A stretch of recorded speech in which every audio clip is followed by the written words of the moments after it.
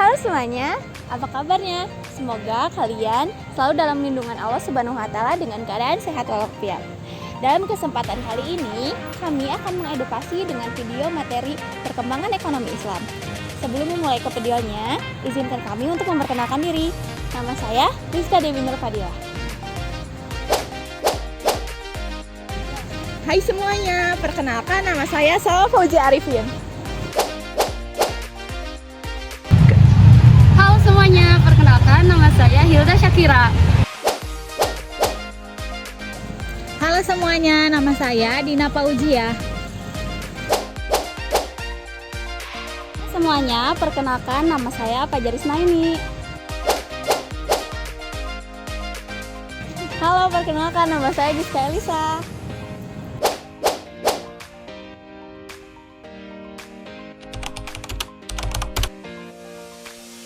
Apa itu ekonomi Islam? Ekonomi Islam adalah ekonomi yang mengikuti aturan ajaran agama Islam.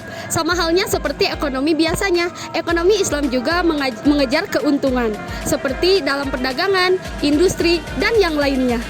Namun berbeda dengan sistem ekonomi lainnya, sistem ekonomi Islam tidak hanya semata-mata mengejar untung, namun juga benar-benar memperhatikan berbagai aspek lainnya seperti etika bisnis, kebaikan, dan kejujuran. Di atas semua itu, ekonomi Islam menyeru bahwa semua aktivitas ekonomi hanya semata-mata mencari ridho Allah Subhanahu wa Ta'ala, menjauhi larangannya, dan menjalankan perintahnya dalam urusan ekonomi.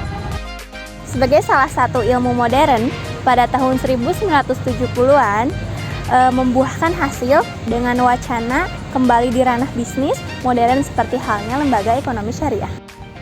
Dalam perkembangan ekonomi sekarang yang semakin canggih dan mengikuti sesuai dengan ajaran agama Islam, semakin mempermudah kita dalam aktivitas perekonomian, seperti pada zaman dahulu masih melakukan sistem pertukaran barang antar barang.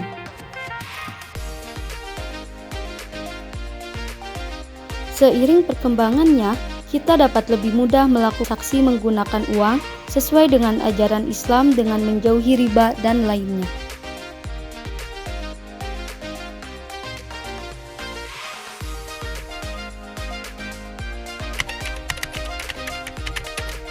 Tujuan mengikuti perkembangan ekonomi Islam. Yang pertama, mencapai kesejahteraan ekonomi yang adil dan merata. Yang kedua, bisa menghindari dari riba. Yang ketiga, mendorong kewirausahaan dan usaha bersama. Faktor pendukung perkembangan Islam di Indonesia ada 3. Yang pertama yaitu ada pemerintah. Pemerintah berperan penting dalam menciptakan kebijakan yang mendukung pertumbuhan Islam, seperti pengakuan terhadap hari besar keagamaan, fasilitas ibadah, dan pendidikan agama Islam. Yang kedua, ada lembaga syariah seperti pesantren dan universitas Islam berperan besar dalam mendidik umat Islam baik dalam hal ilmu agama maupun ilmu umum. Yang ketiga, adanya dukungan regulasi. Peraturan perundang-undangan yang mengatur tentang hukum Islam seperti hukum waris, pernikahan, dan perceraian memberikan kepastian hukum bagi umat Islam. Adapun di sini faktor penghambat dari perkembangan ekonomi Islam di Indonesia.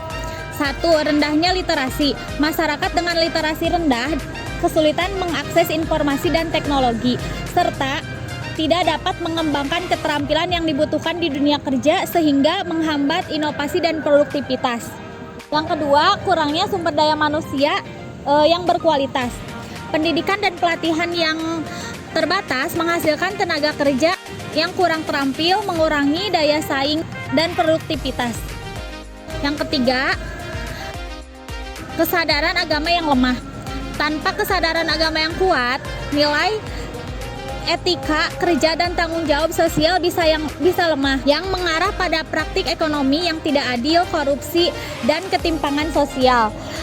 Juga menghambat pembangunan ekonomi yang inklusif dan berkelanjutan.